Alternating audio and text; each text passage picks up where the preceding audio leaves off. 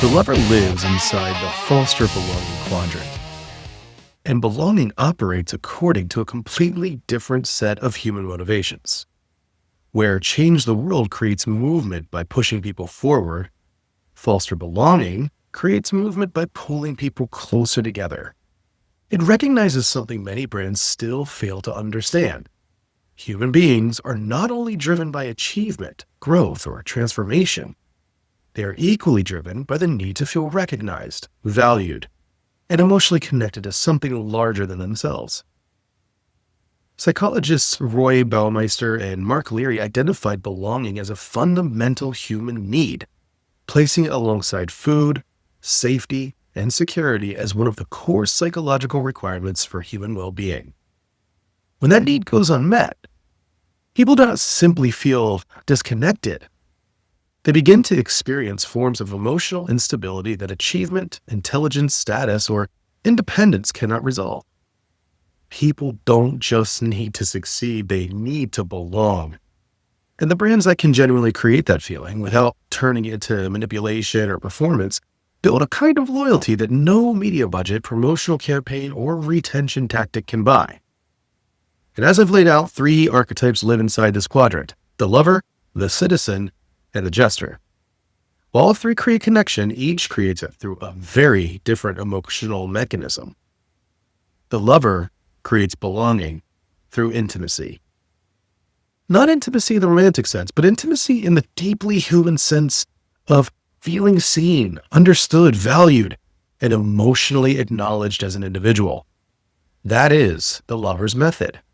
And emotional presence is how it works. So let's talk about overall what is the lover and what is its motivation. The lover can be highly misunderstood as an archetype, largely because when you hear the word lover, it immediately reduces it to romance, sensuality, seduction, or visual tropes.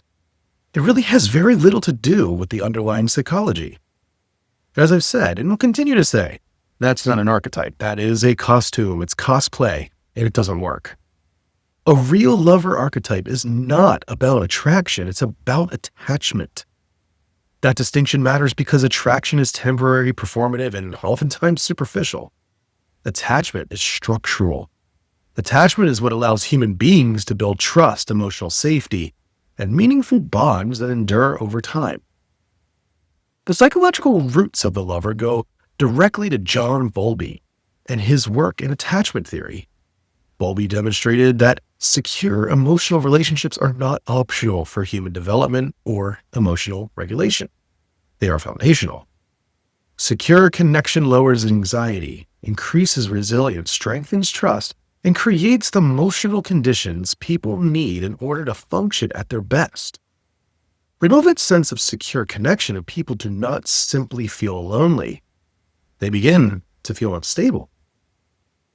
Lover brands tap directly into that human wiring. They do not create connection through dramatic gestures or oversized emotional campaigns.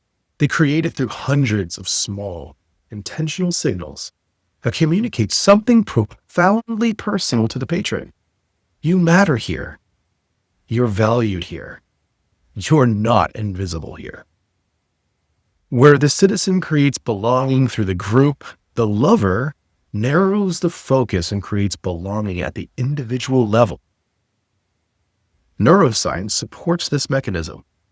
Sensory pleasure activates dopamine and oxytocin, 2 neurochemicals deeply associated with pleasure, trust, emotional bonding, and long-term memory formation.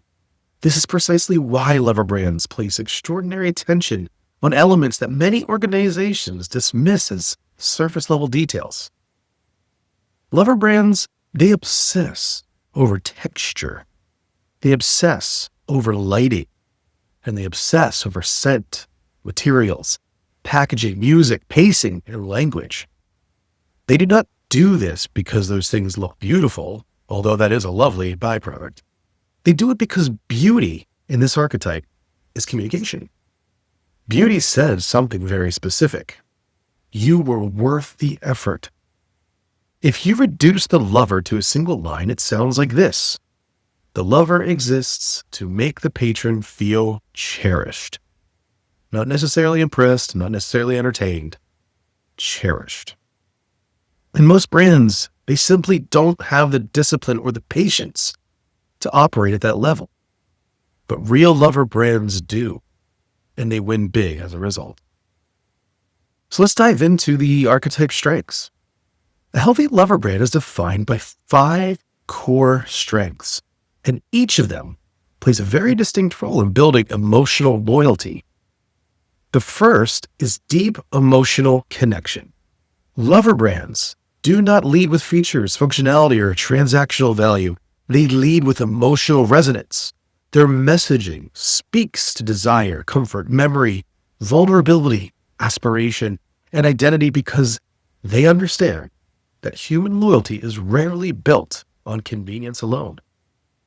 People don't return to lover brands simply because the product is faster, cheaper, or easier to access. They return because the relationship feels personal. It feels reciprocal.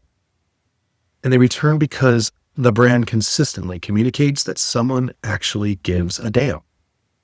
That kind of loyalty is far more durable than convenience-driven loyalty because emotional relationships are much harder to replace than functional ones. The second strength is an appreciation of beauty. For the lover, beauty, it's not decoration. It's a strategy. Every visual, tactile, verbal, and environmental choice becomes an opportunity to communicate care. Photography, materials, color, typography, packaging, sound, rhythm, and even silence become part of the emotional architecture. This matters because beauty, when delivered with consistency and intention, is a competitive moat. Competitors can copy the product. They can copy pricing. They can even copy offers. They can race you to the bottom on price. But what they struggle to copy and activate genuinely is a deeply coherent expression of care. And care, when it is real, becomes unforgettable. The third strength is passion and zeal. Lover brands feel alive because they operate with visible emotional conviction. You can hear it in the language, feel it in the service, and experience it in the smallest details. People who want more than utility naturally gravitate toward brands that clearly love what they do. That passion does not stop at external communications. It moves inward. It shapes culture. It shapes leadership. It shapes hiring. It shapes just about every single facet of every organization, even how employees interact with one another and how they ultimately carry that emotional energy outward to the patron. The strongest lover brands do not merely express emotion, they actually operationalize it. The fourth strength is romantic idealism. The lover does not design around what life is.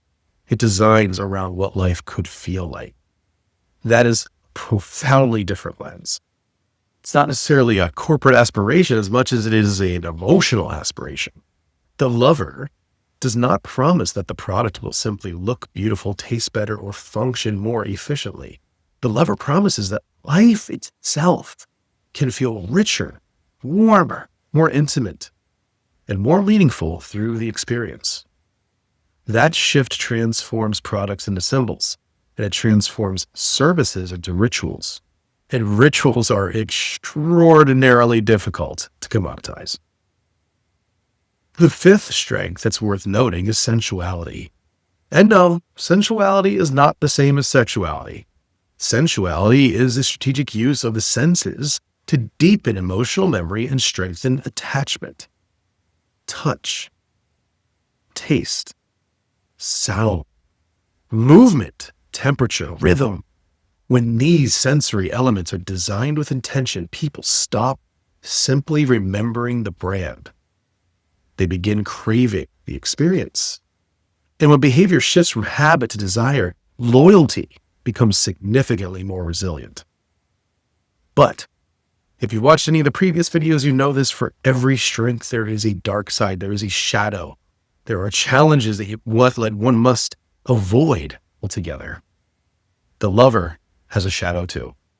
When the archetype loses discipline, 5 common challenges begin to emerge. The first one is emotional overload. When everything feels emotionally intense, nothing feels emotionally beautiful or meaningful. Brands that saturate every touch point with emotional language, dramatic storytelling, or sensory intensity eventually stop attracting people and start exhausting them. Emotion only works when it has contrast.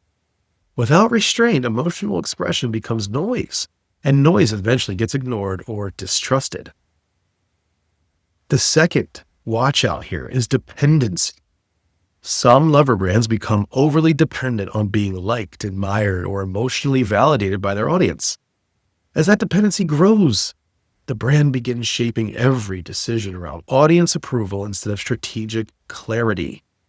And that may sound customer-centric, but in reality, it says it's fragility. Brand becomes reactive, becomes inconsistent, and over time it loses its own identity. Healthy lover brands create connection without losing themselves in the process.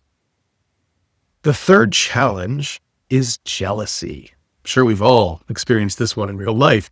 Jealousy often appears as competitiveness rooted in insecurity. A competitor begins claiming emotional territory, and the lover responds by making bigger promises, louder campaigns, and increasingly dramatic gestures. That rarely creates connection, though. It usually creates desperation, and people can feel desperation immediately, and they do not like it. Healthy lover brands don't chase. They anchor. The fourth watch out is vulgarity. This is the lover's most visible failure mode. When sensuality becomes spectacle or intimacy becomes shock value, the brand quickly becomes cheap. People instinctively know the difference between allure and manipulation. One builds desire, the other creates a lot of distance. 5 is idealization, and this is the final one, but by no means is this an exhaustive list. When a brand promises emotional perfection but delivers operational disappointment, trust quickly erodes. Service is slow, package is broken, generic follow-ups, cold experiences, it just doesn't have that substance. The emotional promise collapses under operational reality. Lover brands must balance aspiration with honesty. Otherwise, they become emotional counterfeiters. So where can we encounter lover archetype-driven brands in real life? Well, there are 3 brands that come to mind that demonstrate the lover exceptionally well, each through a completely different expression. So let's start with the one that many brand leaders talk about, and that is Tiffany & Co.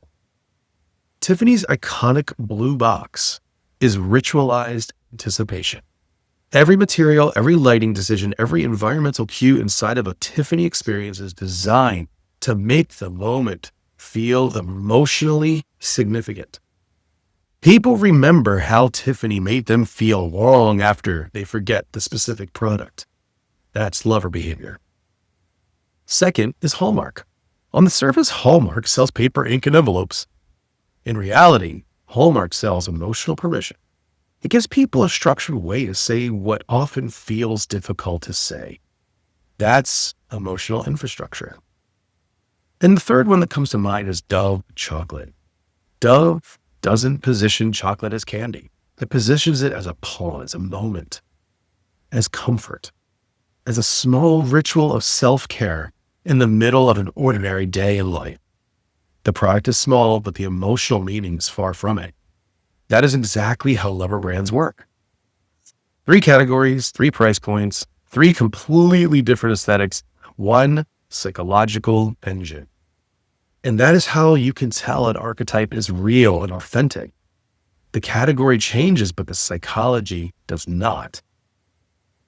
If there's one thing I want you to take from this episode, it is this. The lover is not romance.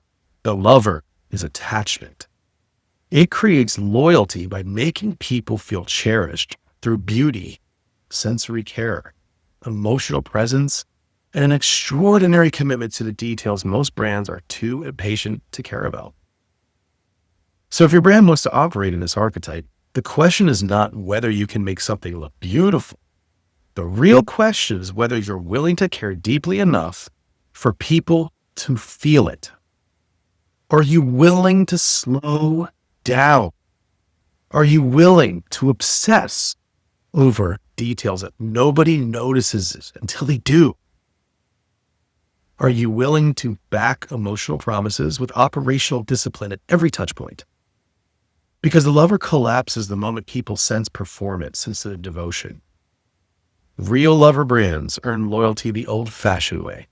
They pay attention when nobody's watching. Hopefully you enjoyed this breakdown of the lover archetype. I certainly enjoyed writing it up and bringing it to you. I think it's one of the most fascinating archetypes because it is often abused. But when activated so thoroughly, lover brands just create a gravitas that many other brands just simply cannot get. I also see a lot of lover brand in high-end fine dining. To me, it is the backbone of Will Guidara's famous book now, Unreasonable Hospitality. And I think the lover brand backs that. You have to love people so much to be absolutely unreasonable in how you deliver service, product, experience, and essentially all facets of a brand, internally and externally. When you master a lover archetype driven brand and you pull it the whole way through every part of an organization, you have something incredibly powerful. You develop desire within a group of people, and that is so hard to mimic, break, steal away, or really anything. As always, I would love for you to like, follow, share. This is coming out via a Substack, so please follow me there. Do tell your friends about it. That helps so much. Until next time.